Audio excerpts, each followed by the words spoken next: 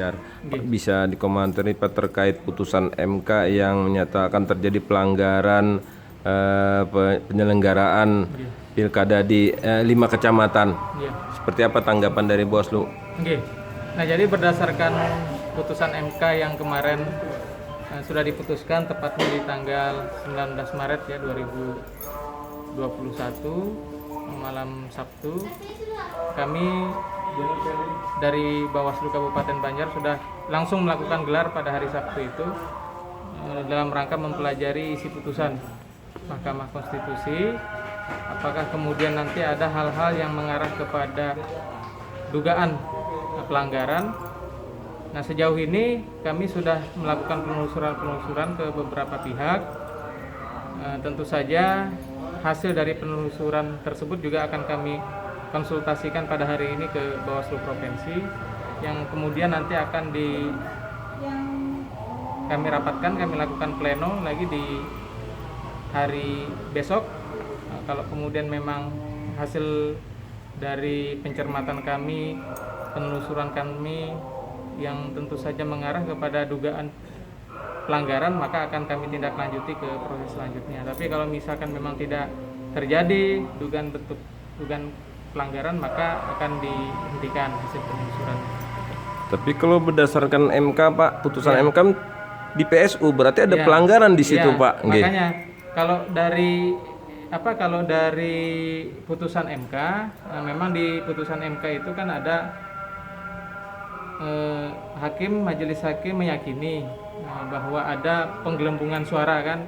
Nah, oleh sebab itu penggelembungan suara ini, apakah ini menjadi bentuk dari atau yang mengarah kepada dugaan tindak pidana pemilihan. Nah, sementara Gakumdo pada saat ini sudah dibubarkan. Nah, apakah juga masuk kepada jenis pelanggaran lainnya, misalkan etik atau administratif. Makanya itu yang kita perlu pertajam lagi. Kalau kemudian itu memang mengarah kepada jenis-jenis tersebut, maka akan kita tindak lanjuti seperti itu. Terutama ke supervisi di provinsi Bawaslu Provinsi Pak. Ya, harus konsultasi juga secara berjenjang.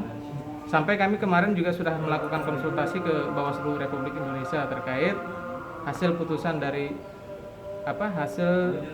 dari Mahkamah Konstitusi yang memang ada beberapa hal yang menjadi fokus pengawasan kami, karena Bawaslu sendiri itu kan tidak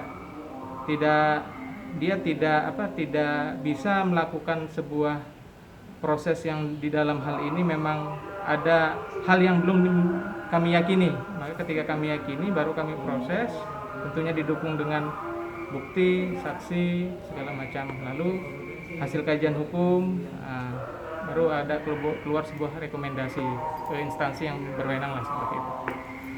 Hasil dari konsultasi di Bawaslu RI bisa lah Pak diungkap Pak. Ya, makanya hasil dari konsultasi dari Bawaslu RI itu kan kemarin itu ada rekaman percakapan yang viral.